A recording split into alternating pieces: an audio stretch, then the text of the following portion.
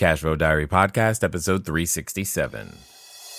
Welcome to yet another exciting episode of the Cashflow Diary Podcast, the podcast that teaches you insider tips, tactics, and strategies for creating leverage streams of cash flow into your life. Learn from top-performing entrepreneurs, business owners, investors, and thought leaders from across the globe as they share their secrets to success. Like what you learn on this and other Cashflow Diary podcast episodes? Go to learninvestingnow.com and sign up to receive powerful tips and information that will help you succeed as an entrepreneur and investor. Now, here's your host, investor, entrepreneur, business owner, educator, speaker, author, and master facilitator of Robert Kiyosaki's cash flow game, Jay Massey. Hello, everyone out there. Glad that you guys are choosing to join us. I think you are going to enjoy what we are about to record and put down. Feel free to type in the chat. Let me know what you think about marketing and business. Make sure your questions are there. In fact, Molly, we already have a "Ooh, we love Molly." Aw, well, I love you guys. That's pretty funny. I mean, we haven't even gotten to that far, and there's already love for Molly inside the chat, which I think is awesome. Feel free to invite some friends. Hey, George, I see you.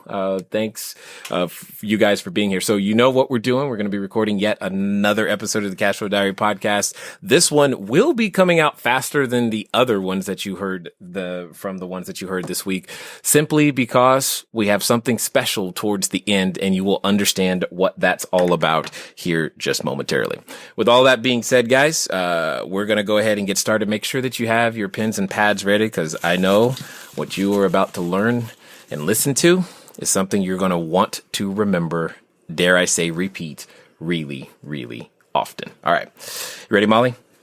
I'm ready. Let's do it. Excellent. Just making sure that your audio is coming through perfectly and everything looks like it is.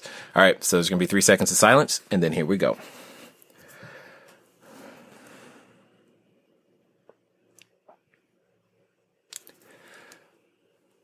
All right, ladies and gentlemen, welcome to another episode of the Cashflow Diary podcast. I'm your host, Jay Massey, and I'm glad that you're here today, because what you are going to go through today is, dare I say, one of the most important topics for your business. More importantly than that, you're going to meet one of the most important people that I have ran into when it comes to being able to become more effective as someone who builds cash flow. You're like, what on earth could this possibly be about? Well, here's the thing. I don't know if you've realized, it doesn't really matter how good of a technician you are if nobody knows about it. If no one knows that you can make the best single family house rental on the planet or on the block, guess what? You never get a tenant. You never get an investor. You never actually get the house. If you are a widget maker, I don't really care what it is, but if nobody knows, it doesn't matter. You're never going to make any money, because nobody knows who you are. Nobody likes you. Nobody trusts you. Nobody wants to give you money to solve their problems for them. However, what if you could learn from someone who had the ability to teach you how to do that? See, here's what I want you to understand about today's guest. By listening to what she has taught me, we were able to have some absolutely phenomenal, record-breaking lead generation and success that follows. For example, before knowing this person, we probably generated maybe 4,000 leads a year, which some of you are like, wow, that's pretty good. Well, now, mind you, after knowing this person and being able to actually implement not even everything, but everything that my brain could absorb, we went to 37,000 leads a year. That's a lot more people. That's a lot more exposure. And that changes your business. So what am I saying? I'm saying if you are right now saying to yourself, Jay, I would totally do real estate. I would totally do my business if I could have more investors, more capital, more leads, more business, more customers. If I could just get the word out, I hope that you are ready to listen, to learn, and I know you're eventually going to love Molly Pittman. Molly, you there? Jay, yes. Thank you so much for having me. That was a really nice intro. It's awesome to see your success. And that has nothing to do with me other than the education. So props to you for always implementing fast. Yes. It's like the only thing I know how to do is implement quickly. I wouldn't know how to do it any other way, but I definitely appreciate you taking the time here. I kind of feel like I'm letting everybody know my secret weapon, so to speak, right now, but that's okay. There's enough Molly to share, right? Absolutely. And I think you usually implement faster than things can come out of my mouth.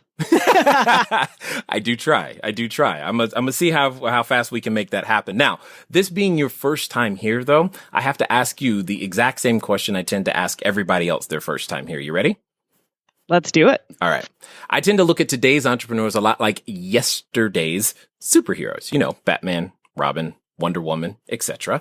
And I think entrepreneurs and superheroes have a ton of things in common. Chief among them is the fact that occasionally we envision ourselves flying around and saving our customers with our products and services, etc. But also, like a superhero, an entrepreneur has a beginning.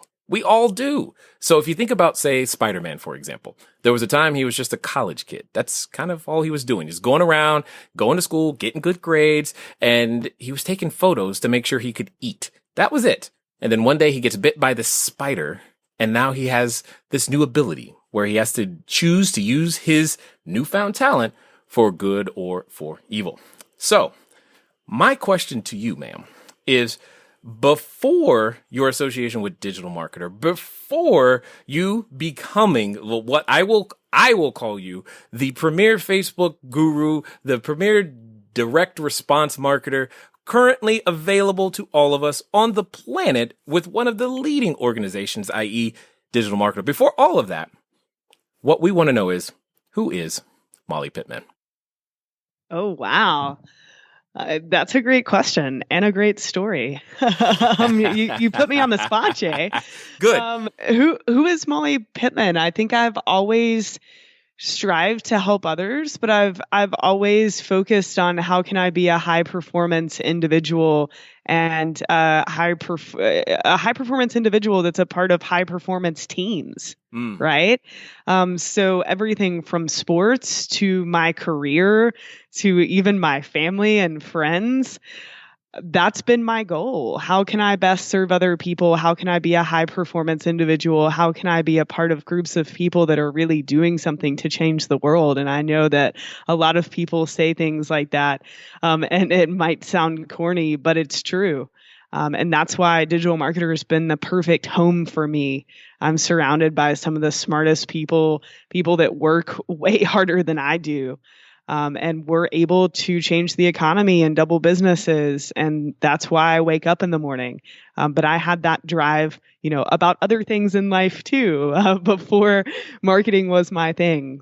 So, okay. What were some of those other things? I'm going to ask because I have to. Oh, totally. So I played soccer for 16 years. Sports were huge for me. Ran cross country, loved being a part of teams, loved being competitive, loved pushing myself. Right. I worked at a bourbon distillery after college. Same thing there. Loved my team. Loved learning about bourbon. Loved doing marketing for bourbon. So that was a wonderful opportunity for me.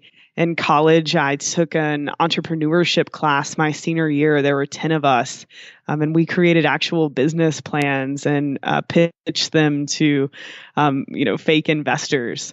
So that was really cool. Gave me a lot of experience. So just being able to be the best I can and be a part of groups of people that are like-minded. That makes sense. Now, just because a friend of mine, I've recently have been exposed to this sport called soccer that apparently a whole lot of people like. It's a thing. It seems to be this thing. I kind of grew up differently than soccer, so I'm curious. But now that I'm learning it, what position were you the goalie? Oh, so I was the center striker. So my goal or my position was to score goals. Nice. Okay. Yeah. Of course. And of course you mastered that, right? Yeah, I was in there. I was scrappy.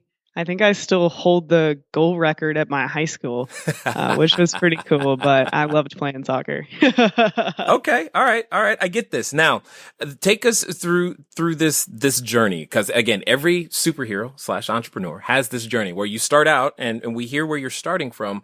How do you go from that to where you are today and the positions and definitely the amount of responsibility that you have and the massive budgets that you're in charge of for advertising? How does that transition happen? Because most people I know don't go from bourbon distillery to marketer. So there's a story there.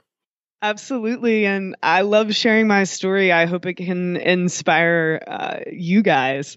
It's been pretty interesting. So I graduated college. I'm from Kentucky. I went to a really small school and I was working at the bourbon distillery and I realized, wow, Molly, there's something else out there, right? Kentucky's great. There's not much to do. Like, I got to get somewhere else. I knew if I could put myself in a higher paced environment around other people that were like me, that something would happen, right? I didn't know what it was, but I knew something would happen. And so I moved to Austin with like a few $1,000s in my bank account, no job, no plan. And I was scrolling through Craigslist. I was bartending at the time to pay my bills. I'd only been here a few weeks. Scrolling through Craigslist and found a paid internship, a paid marketing internship. And this is really before Digital Marketer was Digital Marketer. This was when Ryan Dice, the CEO and co-founder, he basically had 15 businesses in this incubator in one office sharing all of these resources. It was absolute mayhem. Yeah. But really cool. Such a cool environment to be in. And so he hired about 12 interns. He put us all in one room and we basically went through this 6 to 8 week program. And we were split into teams and we would have to come up with business plans for future businesses that Ryan wanted to start. So for example, Survival Life, which is one of our sister companies, we actually came up with business plans for that property before it was a thing. None of us knew anything about digital marketing. We didn't know what we were doing really much about business, but they were looking for a few things. Who could be a leader? Who could research and figure out answers to questions, who was creative, who was good at public speaking. So we would come up with these business plans and then present them to the company. And week by week, it was kind of like a TV show almost.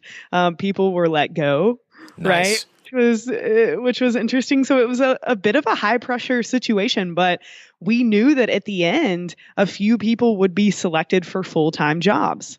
So at the end, I was selected, which was great. And I started doing social media for Digital Marketer and for some of the brands that Ryan owned.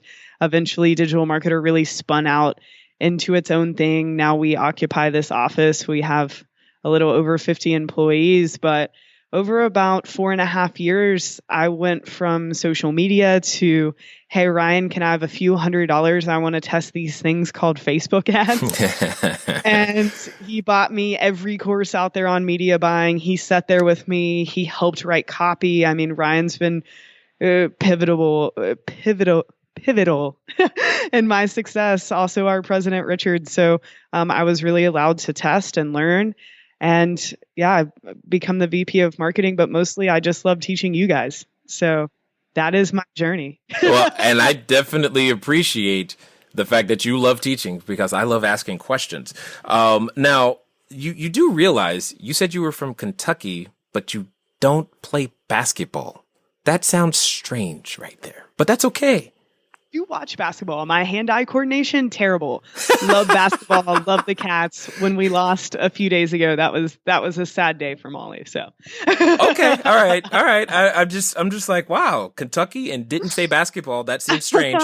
But aside from all of that, what I like about what you said there, and I hope a number of you that are out there building your business here, is that oftentimes I'm going to take a stab and say that you didn't expect to be doing what you're doing now. What was your degree in? Business marketing. Okay. Really a foundational, right? Right. So, I mean, what we do is marketing, and I had those foundational pieces, but nothing about the online world, right? Right. And then even if they did teach you something about the online world, by the time you got a chance to apply it, it's probably obsolete. Because it's been my experience that Facebook seems to change every 30 days or faster. And by the time it's in print, it's no longer relevant. But yet they were searching they didn't care what you knew. They just cared, would you be willing to go find out? That's what I'm hearing. Oh, absolutely. It wasn't about my current knowledge. It was, are you willing to research? Are you willing to try? Are you willing to fail? Are you willing to pass down your knowledge? That's what they were looking for. And that's what we still look for in all of our new hires. Got it. Now, you mentioned something that made some people cringe right there. And I know it because you said fail. That's like the F word. And a lot of people don't want to do that, experience that. But I'm going to ask a question. Do you think your experience with, say, soccer and sports and cross country and not all, I'm just going to make an assumption. You didn't win every game. You didn't score every goal, but learning to deal with that helped you in this regard. Oh, totally. I think facing failure and realizing that you can learn from it and grow from it is great. And there's no fear. I'm not scared to fail. About 90% of the things that I test and try here at Digital Marketer don't work the first time. Whoa. Hold on. You got to say that again because somebody was not paying attention. What'd you say? About 90% of the tests and new things that I try and the team tries here at Digital Marketer, it does not work the first time we do it. I love it. But yet, so what would you say to those entrepreneurs listening that go, well, I'm going to give this 30 days. And if I can't figure it out by then clearly it doesn't work. Yeah. Honestly, I think that's why most people ultimately fail, right? Or they say that advertising doesn't work or Facebook ads don't work is because they're not willing to tweak and they're not willing to push every day and realize that you can be successful with this stuff, but there's not a timeline on it, right? No. It could be 2 days from now. It could be 6 months from now. Right. But what it's about is testing and trying new things and realizing that if it fails, it's not bad because you got the data and you can learn why it didn't work. And it gets you one step closer to what does work. Indeed. But Molly, someone is saying it right now, but failing, it hurts. And more importantly, especially in the realm of Facebook ads, that costs money. Right. So I don't have all this money to fail. But I want it to work. So what would you say to that person? I think it's about being smart with your budget and realizing that a portion of your budget, especially when you're starting, should be for R&D, right? It's going to be used for research. It's going to be used to acquire data. So it's more about setting expectations for yourself, right? If you're willing to spend $500, not all of that initial budget is going to go towards, customer acquisition. Not all of it's going to work. So really just having the mindset of, I'm going to spend a big chunk of this initial budget to test stuff. Because that's what it takes. If it was, if everyone who set up a Facebook ad, if they were all successful, then I wouldn't have a job, right? If it was that easy, I wouldn't have a job. Right. But we are selling to humans. We are not selling to robots. We're not trying to trick some sort of algorithm with inside of Facebook. You are selling to human beings and you have to figure out how to resonate with them. So it's really about setting the expectation that I am going to have to test. I am going to have to try different things. Now, you just said it yourself, though, because there's another person who's listening right now, and they're a little suspect in the sense that, well, if you just said if it always worked, then you would be out of a job. If everyone could do it, etc. So why is it so important to be willing to pass down the knowledge and information that you've gained and learned? Because it helps other people. Because I see, you at our event a few weeks ago, and I get my big Jermaine hug, and I realized that me passing down my knowledge has changed your life. And I met your daughter last year, and I'm sure it's changed her life and your wife. And that's why I do this stuff, because it's the information, it's information that I went through that taught me how to do this. Right? Because it is difficult and it is confusing. And sometimes you just want step by step checklists and to, someone to tell you what to do. And so passing down the knowledge and knowing that I can help double businesses, that I can help grow the economy. That's why I do this stuff. Yep. And I appreciate it, but you've said this a couple of times, and I'm sure people are wondering, when you say double business, what does that actually mean? And do you really mean double business? Because I know someone's listening like, did she just say double business? Because that would be great.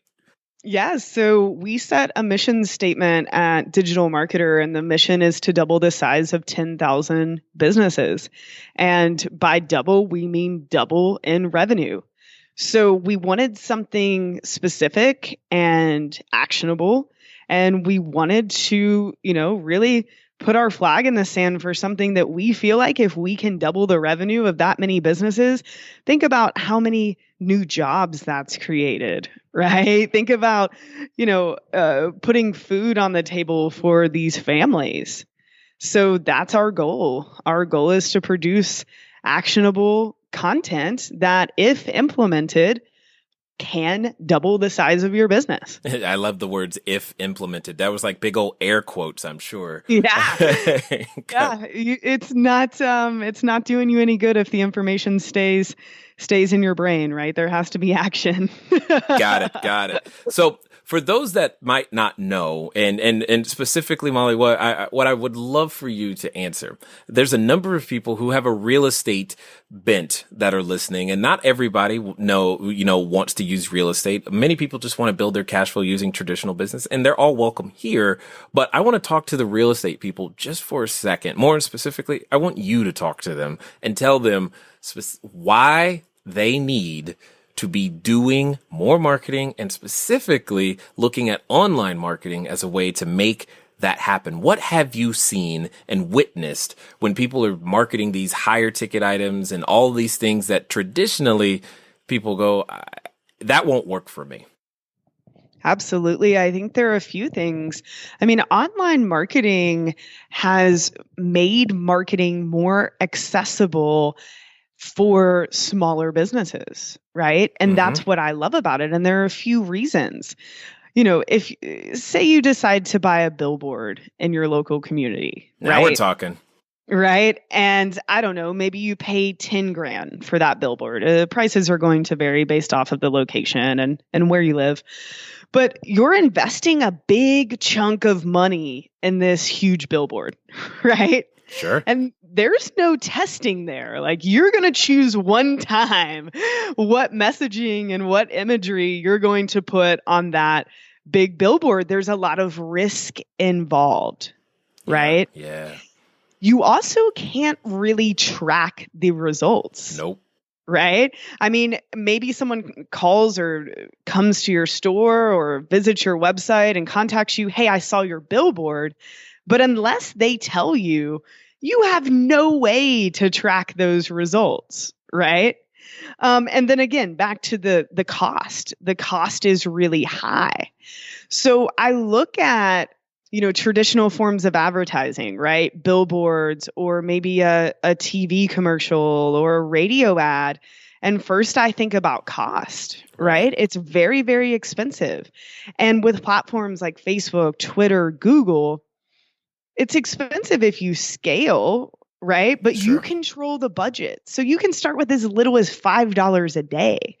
So the cost risk is much lower because you have control, right? If you run $10 in ads and it's not working the way you would like, you can pause and you can create a new campaign. You're not locked into this $10,000 billboard, right? You also have insane metrics that you can look at inside of these platforms. The demographics of the people that are visiting, how long they're staying, how many times they've seen your ads. You can, control, I just want to show this ad to people in this zip code. Right? Yep. So you have a lot more insight not only in terms of targeting and reaching the right people, right? I want people that live here that like this on Facebook. You can get really specific. It's not just, I want people that are driving down I-35 in Austin, Texas. Like the targeting there is pretty darn broad. Right. Like we don't even know that they live in Texas, No. right? Or in Austin. They could be driving through. Right. So the ability to target so specifically on these platforms is so beneficial for business owners. So really we look at risk. We look at the ability to turn on and off the campaigns. We look at the cost. We look at the ability to really specifically target people. We have the ability to retarget them, right? Yes. So if they click on our ad, they're then added to an audience that we can then retarget them with other ads. You're not retargeting people that see a billboard. No. I think that those key points are really beneficial. I mean, it's a new form of advertising that, although seems scary, has huge benefits for growing your business. Yeah. What's funny about that when you say seems scary, that was one of the reasons I was so determined when I first got exposed to what you guys were making available, is because I wanted to limit my downside. Being a real estate guy, limiting our downside is something that we're constantly evaluating. We take risk, but it's measured. And I needed a way to do so, and leveraging the additional information and understanding exactly what you just said versus our traditional methods of, most real estate people, they're doing the yellow letters, they're doing direct mail. And I'm just like, that's a lot of money and a lot of time and a lot of phone calls I didn't really want to have. To be able to make the same thing happen. And then when you said if they're driving down I-35 in Austin, they might not even be from there. I was like, yeah, they're probably on their way to get some tacos. Exactly. And what's funny, I'm not saying that things like direct mail are bad, right? Right. And they're something that we still use.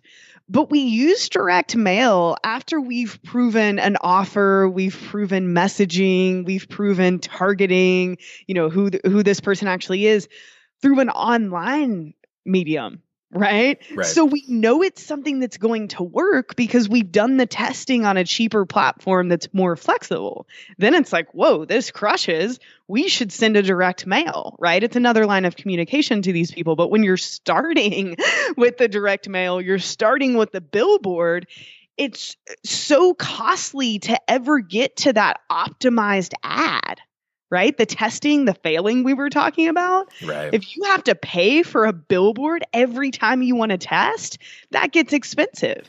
Yeah. So it's more of something we scale to, right? And start with these online platforms that give us the flexibility. Yeah, I agree. I remember the first times I was like, you want me to spend money to, I love how you called failure R&D, by the way.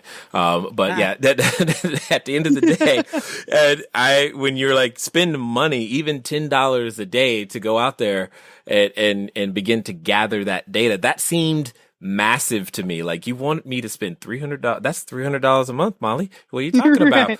And I remember towards, we've worked our way up to the point to where there was times where in a month we would spend $30,000 to $40,000 just on Facebook promotions. Amazing. Because at the end of the day, we learned how to make it worth it. So my question comes, because I know someone's thinking it, is, well, how long is it going to take me to learn all this, Molly? Because it seems overwhelming. I mean, and I think it's really important for everybody to understand how much marketing experience you had before starting this process.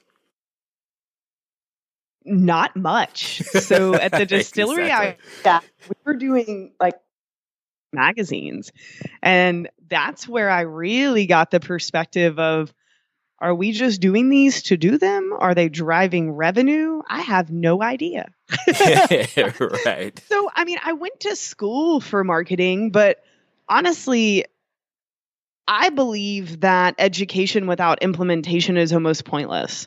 I mean, I could read the textbook, I could take the test, I could go through the day-to-day of learning marketing in school, but I wasn't applying it. So I'm really not sure if I learned anything, honestly. And now I look at what I've learned from doing the past few years and from going through really action-packed information and then producing it. That's been the best education. Yeah. I totally agree. So with all of the strategies, I'm going to ask this in two different ways. With all of the possibilities, because we were talking about Facebook, Twitter, Google, etc., of all the possible platforms and places today that are available to us, how is someone who's supposed to get started, like, to choose? That's an interesting thing. We always, have choices. And that's what you're doing right now. You're choosing. You're choosing to listen, and I appreciate that. But more importantly, you're choosing where to invest your money, your time, your effort, your energy, your resources, your emotions. You make these choices all the time. I know it may feel like you don't know how to get started, but yet you do. You do know how to make a choice. You do know how to go through the process of elimination. And one of the most important questions that I have learned to ask over my years is compared to what? So just ask yourself, based upon what I'm doing right now, is there a better way? Can I? Or the thing that I'm considering. So some of you, you're looking at multiple properties, multiple investments, multiple businesses. Great. Make sure you have something to compare it to. Probably the most important thing at the end of the day that will help you make better decisions. Now, let's go find out how Molly said which platform you should choose. Yeah, that's a great question. I always tell people to go where their market is. Even Twitter? No, I'm messing with you right now. Even if your market's on Twitter. Yeah. I mean, you have to go where your market is, but that's why I love Facebook. Most human beings have Facebook, right? Especially in English speaking countries. So it's usually a sure place to start unless you're targeting, people under the age of 18 because they don't like Facebook. Got it. Snapchat and Instagram and all the other crazy stuff these days, right? Right. But otherwise, I mean, my 95-year-old great grandmother, she has Facebook, right? Most people in the world, well, and not necessarily in the world, but in English speaking countries have Facebook. So that's usually the platform that I recommend. It's also easy to use. But again, it depends on, where your market is hanging out. It also depends on the goal of the particular campaign that you're wanting to run. So think about Google and Google AdWords. Think about that more like Yellow Pages, right? Someone types Whoa. Yellow Pages? What's that? No, I'm just messing with you. Someone types something into the search bar and Google gives them an answer. Right. So if you're, a local plumber, it's probably good to have a presence on Google AdWords for people searching for plumbing services in your local area, right? That's a great place to start. But what's tough there is that you can't control the volume. So you can't manufacture more people searching for plumbers in Austin, Texas today, right? No. You just can't. So that's really where Facebook is more like a billboard that you have control of, right? So Facebook is, more disruptive marketing. And I don't mean that in a negative way, but you're showing up in people's timelines, right? Yeah. They didn't ask for it. They didn't search for it. You can target them based off of where they live and what they've liked on Facebook. So if you do a good job, you can show your ad to people who are actually interested. But it's important to keep that in mind. People say, Molly, should I use Facebook or Google? And I'm like, that's apples and oranges. Right. It really depends. I say you do both. Right. But you set the expectation for both and you understand how both of those platforms work and how they're very, very different. Yes, indeed. Now, I remember that being one of the first things you said, but the second thing that comes right behind that is that online advertising has its own language. Like it's not even the same. And all of these acronyms can seem to be overwhelming when it comes down to just figuring out. Because, you could blow $500 in 30 minutes. Trust me, I've done it. Ask me how I know. Right, exactly. But how would you today guide someone to go, all right, this is performing. This is good. This keep going down this road. Because you're onto something. You have more to learn, but you're onto something. This is something that you would continue with. How can they figure out the KPIs and metrics that they need to be paying attention to? Yeah, that's a great question. It goes back to the goal of your campaign. So, for instance, if you're wanting to generate leads, right? Yes. So you want to generate leads for your business, that should be the metric that you're looking at, right? How much can you pay to acquire a lead for your business, right? Mm-hmm. What is a lead worth to you? So if, it really depends on what is the specific goal of the campaign. Well, if the goal is to generate leads, then you need to be monitoring the cost per lead, right? There are other metrics that will help you sort of walk backwards to figure out maybe why the campaign's not working. And those are things like, what's your cost per click? How much are you paying on Facebook to get people to click over to your website? Okay, out of the number of people that visit your website, how many people are actually filling out the form, to opt in for the lead? So there's a conversion rate on the landing page. And sometimes it has nothing to do with the ad. Sometimes your page sucks. Right? Yeah. And the conversion rate is like 10%. And you're saying that the ad doesn't work, but really the page doesn't work. Because think about it. If your conversion rate was 10% and say you're paying $5 a lead, well, if you increase your conversion rate from 10% to 20% without touching the ad campaign, your cost per lead was just cut in half without touching the ad campaign. So it's really figuring out what is the ultimate goal of this campaign, right? Am I selling a product? How much am I willing to pay to acquire this customer? Or how much am I willing to pay to acquire this lead? Or maybe my goal is just reach. I just want to reach a ton of people in my area to get the word out about my product or service. Yeah. So I think that's also what trips a lot of people up, right? They run a campaign on Facebook and they tell Facebook, I want to optimize for reach. That's what's important for this campaign. And then they're like, Molly, I'm not making any sales. Well, and I'm like, why. Oh, you told Facebook you wanted reach. So making sure that, the objectives you choose within the platform and then the success metrics that you're monitoring are in line with the goal of that campaign. It's very, very important.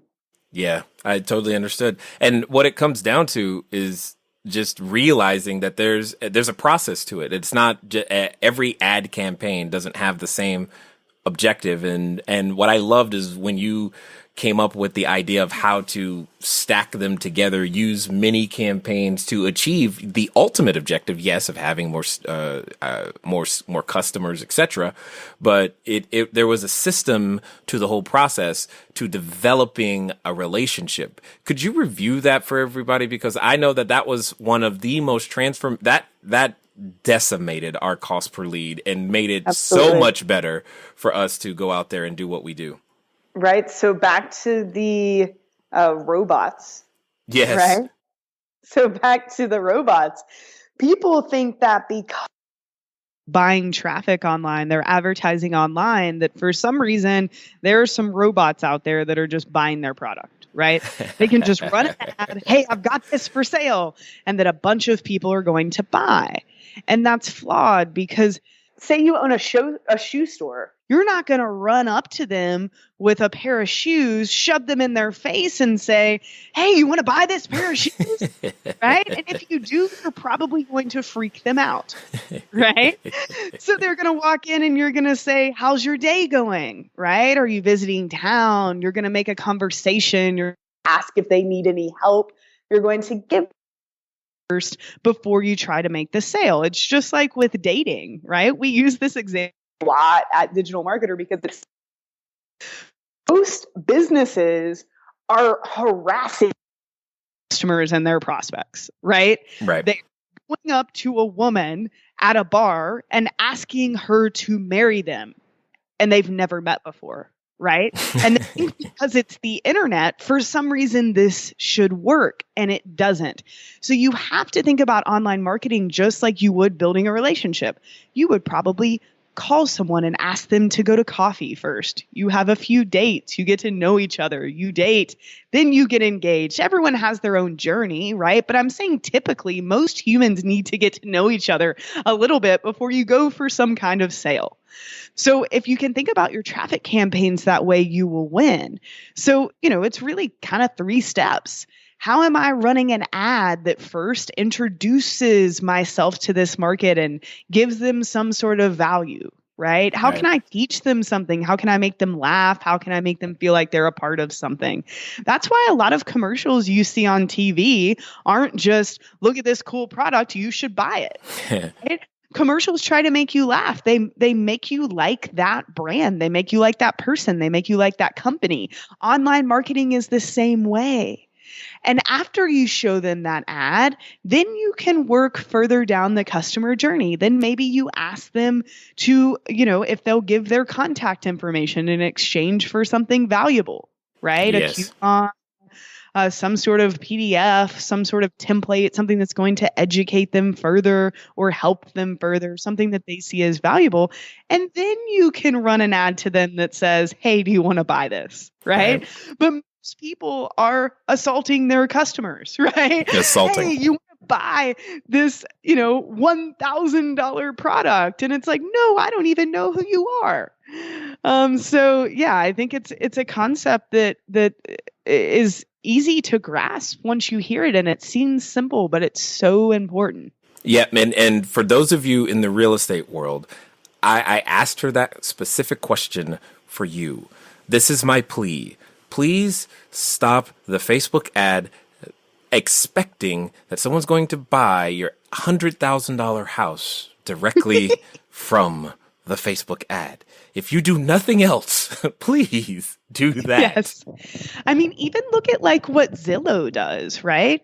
Their ads aren't, hey, do you want to buy this house? Unless you've been on that particular page, right? They're asking, hey, do you want to opt in for this estimate? Right? Hey, look at this piece of content, tips about, tips that you need to know before buying a house. They're giving value first before they're like, hey, there's this $500,000 house. You seem like you're interested. Totally. You're on Facebook. You must want a house. You must want a house. Yeah. No. And that was by far one of the most transformational things I know for us. It changed, like I said, decimated our cost per lead. In fact, on one of our most recent campaigns where we were executing this strategy, we were able to generate leads for $1.20 to $1.60, which is absolutely unheard of in our industry for the dollar value of products and things that we represent and do. And I'm just almost amazed at how simple it feels today, but I definitely am very, very grateful for the things that you shared and how to make all those things happen. Now, a lot of the conversation that we've had thus far has been all focused on for-profit entities, etc. And I guess my question becomes, is there a nonprofit that's listening? Is there a way for them to benefit from the same strategy? And what are some of the things that you guys have done that have been not necessarily for profit, but a ways to still use digital and online marketing to get the word out? Absolutely. Yeah. I mean, we've started to create some cool little funny videos that we use, right? So one of them is about ending the war between sales and marketing. And it's we're basically trying to resonate with anyone that might be on a sales or marketing team or own a company, anyone that would understand that in most organizations that have both of those teams, they usually don't like each other. Right. So it's absolutely ridiculous. And we shot it in the office and it's silly. And basically it's in a funny way demonstrating that these two teams historically do not like each other, but that there is an answer. And it's really about training both of them on the same material. And it, which makes sense when we follow up about, our products that we sell. So it's really easy. Even, I mean, we've been doing little slide share videos that are, 5 ways to use Facebook to grow your local business. And we run that to local business owners, and they're like, oh, who are these digital marketer people? They're pretty smart, right? They're pretty smart. I wonder what other information they have. And then when we start to retarget them and ask for their email address, or we ask them to buy one of our courses, they're more likely to do so because they've already gotten value from us.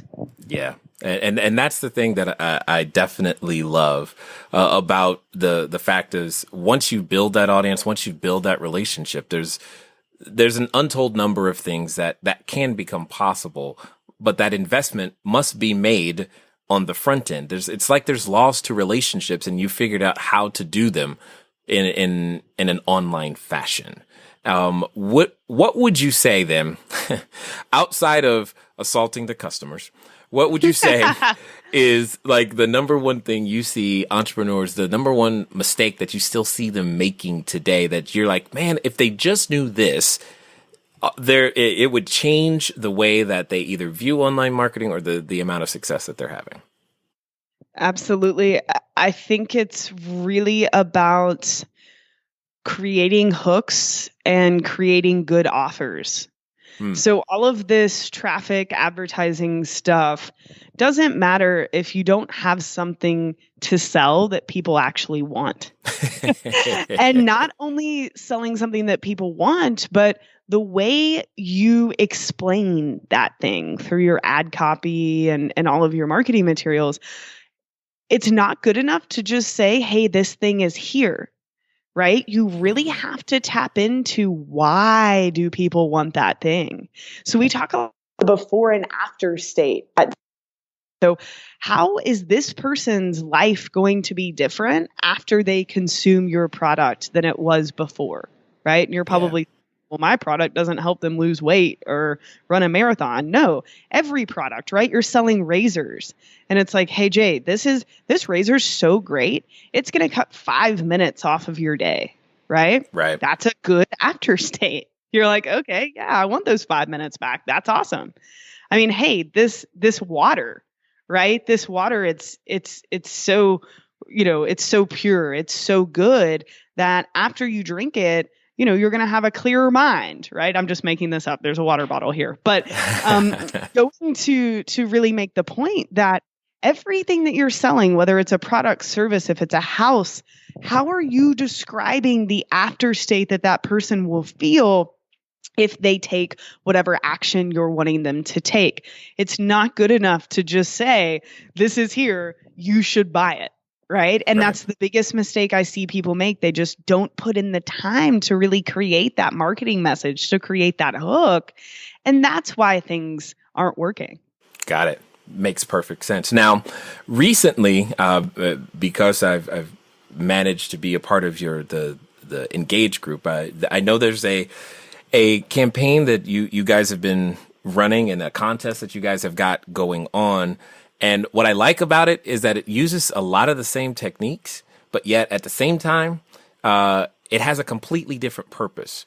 What I would love for you to do is to share with everybody what I think is the most ingenious way to use digital marketing and leverage the assets that we can build in an online platform. But I think it would inspire a number of people if you actually told the story behind, and more importantly, how they can use this for something other than just, profit for themselves. Absolutely. So, I can really start with the story about Jeff. Does that make sense? Yeah, that makes perfect sense. Yeah. So I have a friend, a childhood friend that I grew up with. His name's Jeff. He was an all-state football player, really great athlete, wonderful person.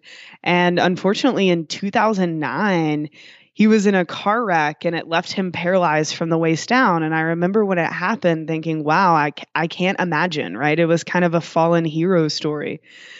Luckily, since then, Jeff's gone on with his life. He has a son now who's never known him outside of the wheelchair, which is crazy to think about, right? But Jeff's gone on with his life. He works in the insurance business. He's always smiling. He lives in Kentucky. I saw him over Thanksgiving. But Jeff has gone on with his life, but he never lost hope at walking again, which is incredible because it's been 8 years now. And luckily, there's a new opportunity for him. So he just qualified for a surgery in Thailand.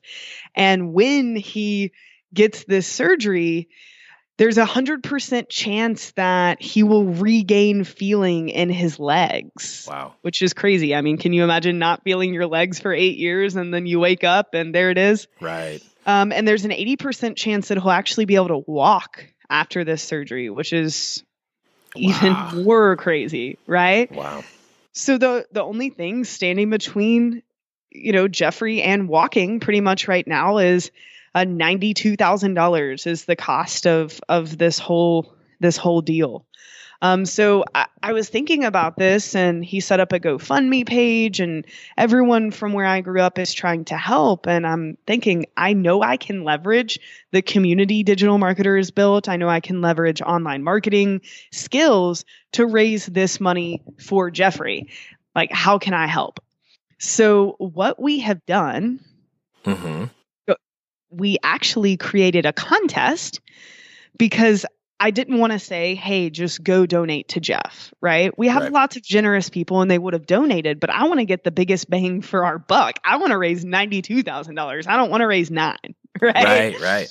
So we created a contest, and for every $20 that individuals donate, right? So you can donate as much as you want, but every $20 that you donate, you are entered to win a full consultation, a full one-on-one training day with Ryan Dice, the CEO and co-founder of Digital Marketer, and myself to work on your business.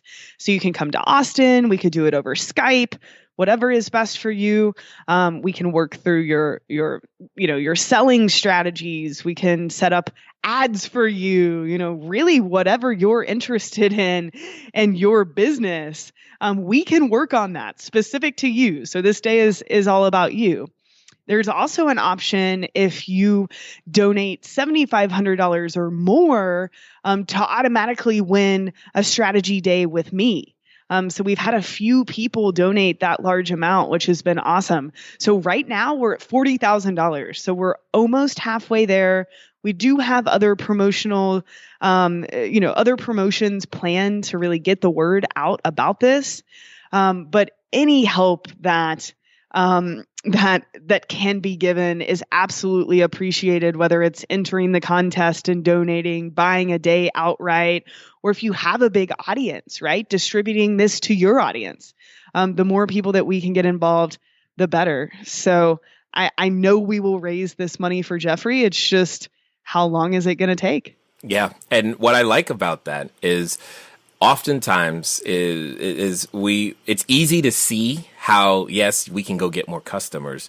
But I know that a number of people, they get into business not necessarily just because they want to take care of themselves, but we have a passion, a desire to take care of other people sometimes, and being made able or having something that you can donate in certain ways totally makes a difference. And I just wanted everybody to hear that, one, because I was moved by the story, but two, to see that there are many ways to use the skill set once you have it. And you started from like no skill set to skill set. Yeah. And any way we can use those powers for ultimate good, I mean, there's nothing more rewarding. So thank you guys. Yep. So with all of that being said, I mean, I'm sure the people that have listened thus far, they're like, dude, I want to know more about this Molly and digital marketer, and I want my business to double. What's going to be the best way for them to find out what you guys have going on, catch up with you, and begin to understand what they need to do? Yeah, we would love to have you over on digitalmarketer.com. There are lots of resources. We have a podcast that talks a lot about running ads. We have a blog that's wonderful, lots of great contributors. We're always putting content up there at least twice a week. On the homepage, you'll notice There's a place where you can request an invite to join our community. We have a product called Digital Marketer Lab that also comes with a Facebook group, over 10,000 people in there. We're in there answering questions and posting cool stuff. So, just really check out our website, check out the blog, check out the podcast. And if you are wanting more, definitely become a part of our community. Awesome. So as we wind down here, I've got one more question for you, and I think your answer is going to be interesting for sure.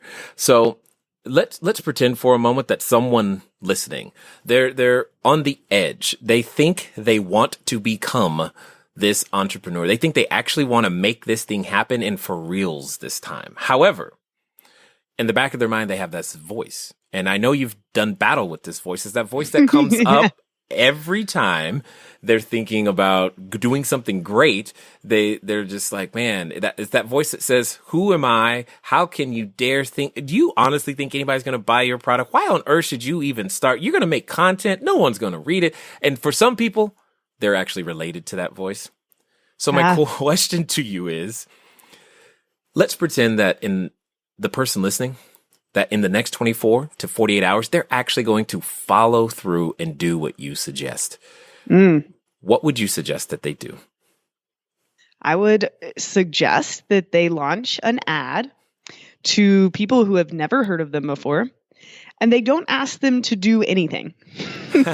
So they set up some sort of ad. Maybe it's a video ad on Facebook where you are just giving value, right?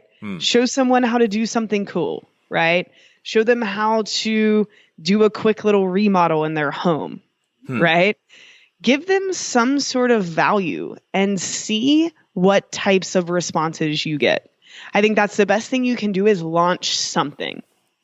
Wow. I absolutely do. I think it's launch something, and it's going to be confusing and it's going to be hard, but you're going to overcome a big hurdle that you don't even know is there, right?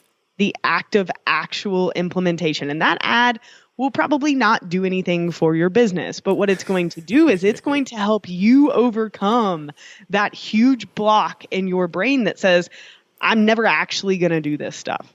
Right. Wow. I love it. I knew it was going to be interesting. I did not expect that.